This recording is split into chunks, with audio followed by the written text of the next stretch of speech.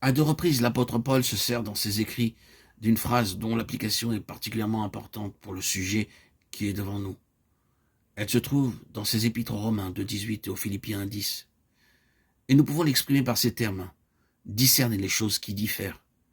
Il nous faut reconnaître qu'une grande perte aurait été évitée et un grand gain assuré si ce discernement avait été appliqué à la question de l'âme et de l'esprit. Il ne s'agit pas d'un intérêt purement technique pour les étudiants de la Bible, mais c'est une question qui touche et atteint la vie spirituelle des enfants de Dieu dans presque tous les domaines. Il y a peu de choses qui soient plus vitales que celle-là pour la plénitude de la vie et l'efficacité du service. Elle embrasse toute la signification de l'intention rédemptrice de Dieu dans et par la croix de Christ. Un très grand nombre des problèmes les plus angoissants qui aient pesé sur les enfants et les serviteurs de Dieu durant des années trouvent ici leur solution. Il y a premièrement la différence essentielle et fondamentale entre la nouvelle création et l'ancienne création, à laquelle est lié le problème angoissant des conversions totalement ou partiellement insuffisantes. Des convertis qui semblaient avoir donné l'évidence d'un grand changement de vie, mais qui trop tôt présentent certains symptômes qui font douter d'une œuvre radicale et régénératrice.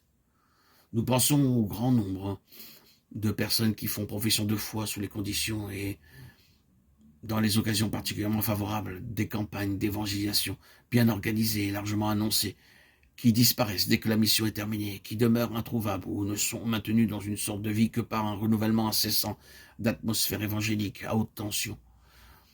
On dit d'une ville en Angleterre que sur 2 personnes que l'on y rencontre, l'une s'est convertie à un moment donné, bien que maintenant elle n'ait aucun intérêt pour les choses de Dieu. Cela soulève certainement la question de savoir quelles sont les voies, les moyens de Dieu dans le domaine de l'activité évangélique et quels sont ceux des hommes.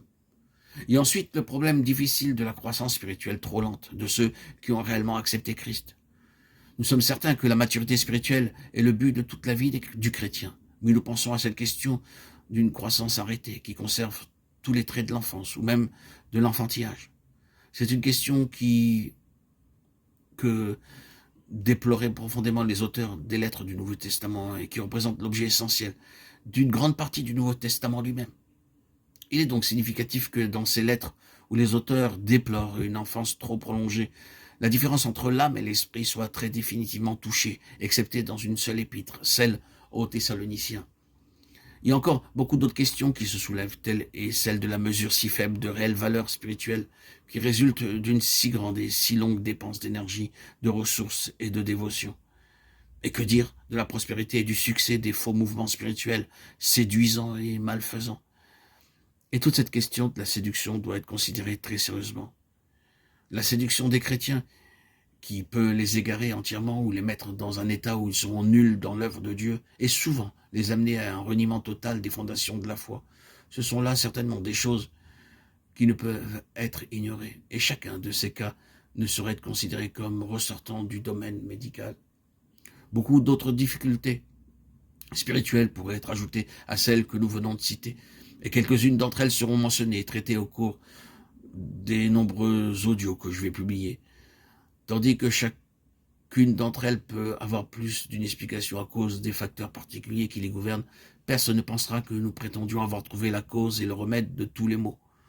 Nous croyons cependant que le manque de discernement dans cette question de l'âme et de l'esprit explique ces conditions. Plus que cela n'a été reconnu par la vaste majorité du peuple de Dieu.